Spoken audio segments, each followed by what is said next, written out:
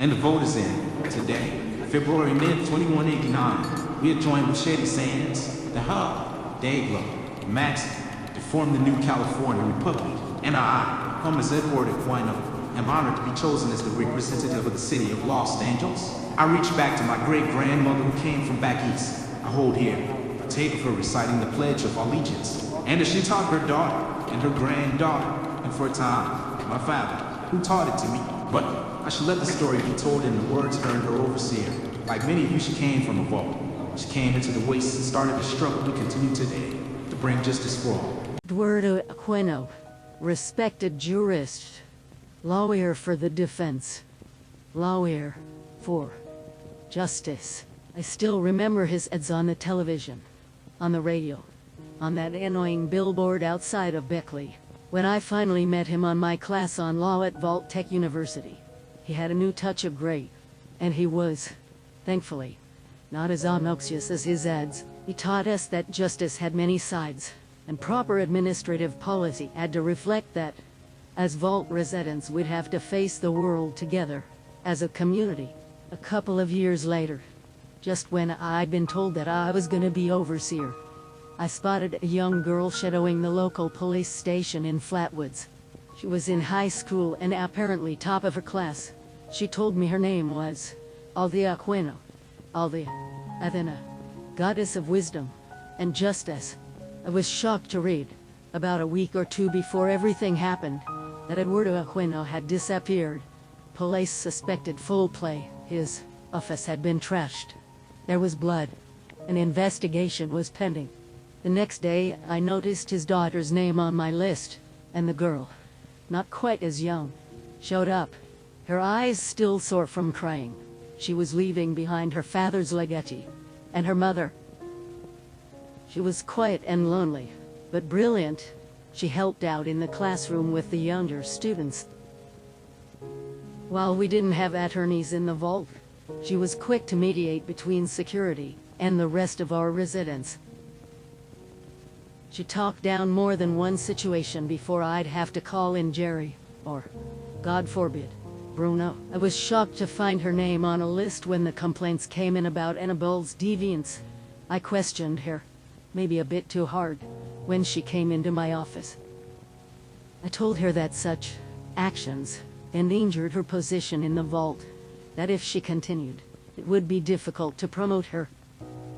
She broke down in a pool of tears, said it was just a phase. She was just curious, that she didn't know what she was doing. I remember being a young girl looking forward to my career, willing to do, say, anything to make it happen. She joined security and was put in charge of reporting violations, no matter how small. I still remember that armband and her stack of violations on my desk every Monday morning. She soon had her a fella, maybe two. I'm not sure. I could always tell who it was because somehow, mysteriously, they had no violations for that week.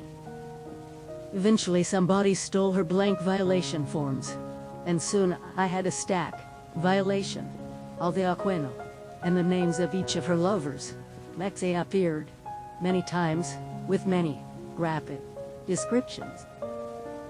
She was crushed, but I told her such hijinks were normal. We'd been down for almost 2 decades. At that point, it was bound to happen. Things began to soften a few years before Reclamation Day. I spotted her and Annabelle hanging out over a Nuka-Cola or two. Nothing overt, but at least they were on friendly terms again. I remember Max's breeding program, and how Althea was somewhere in the middle of his first generation.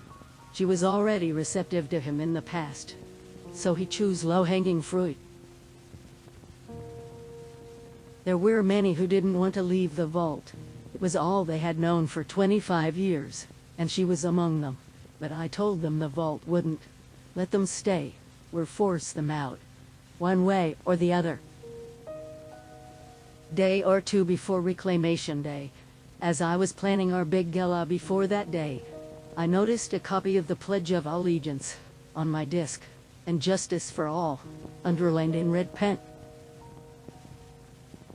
It would be a solid year before I saw her again. Still looked the same, but everything else had changed.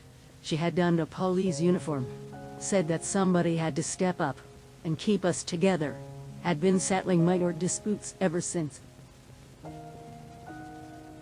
She said she had been looking for justice. It certainly wasn't in the old world, and it'd be generations, maybe centuries, until it came to the new world. But justice was a struggle. All good things were a struggle, a challenge. We'd all have to figure it out if we were to survive.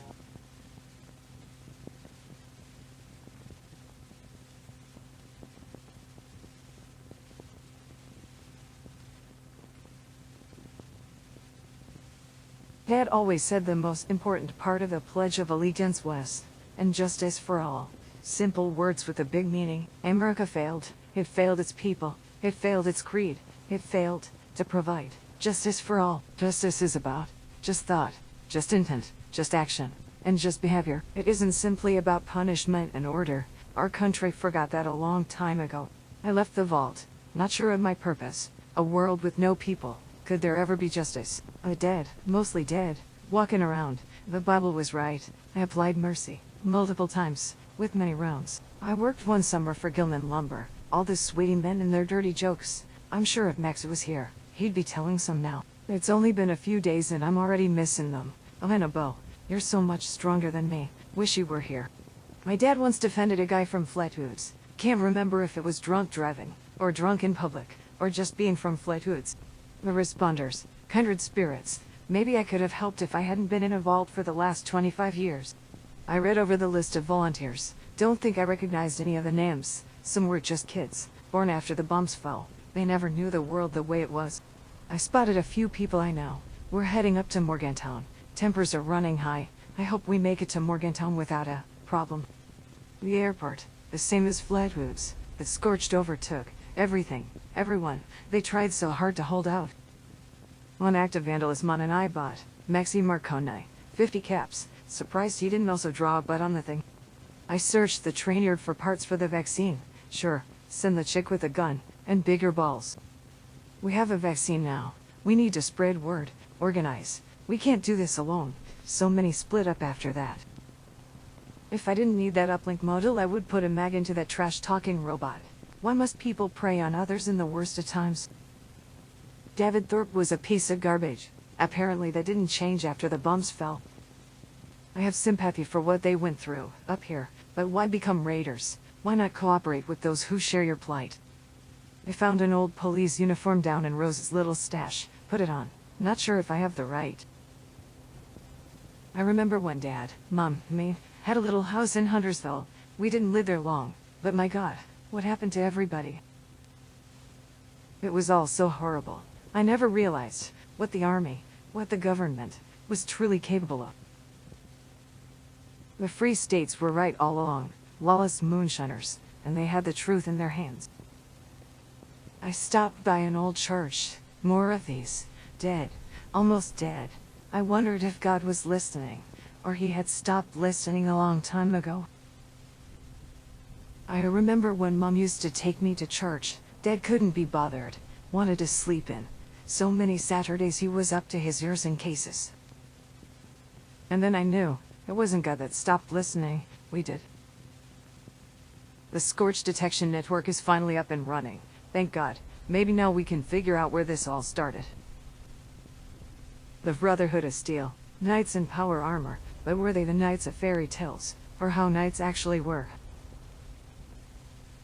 They didn't seem to care much about people, after a fashion, just themselves, the sole inheritors of a dying America. I read through the tapes. Captain Maxson, he struggled with the idea of justice. That's a good thing. Anything worth it is always a struggle. Atomic mining services, I knew, but I didn't know the depths. Pun intended. So much simply for greed.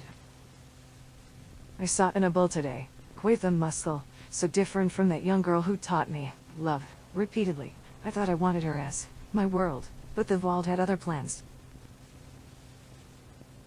I froze when she saw me, a red stain in the headlights. I wanted to hold her, kiss her, tell her over and over again that I was sorry I turned my back on her.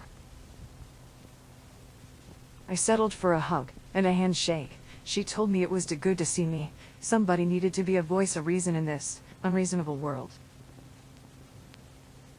I was glad to see so many survive. Brothers, sisters, cousins, and even that tweep Mexa. He was one of the few not brought down by this new world.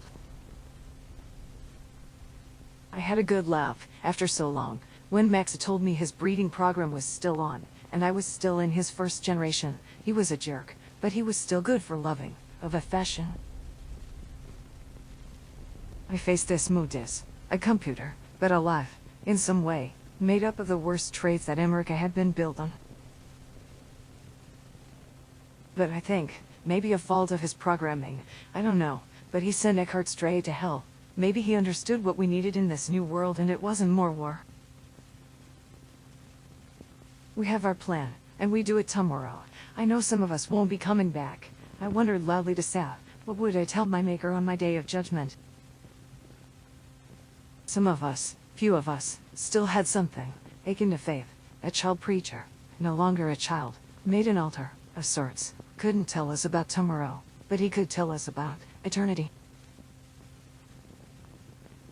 It was the longest day since Dad didn't come home. I had to bury several friends today, and many more with horrific injuries, savage down to a single eye. Mexa says my burns will heal but leave scars. He remarked that they would simply add to my appeal. I've been settling dispute after dispute since we brought down the Queen. I guess humanity doesn't change, but we are all getting along, for now.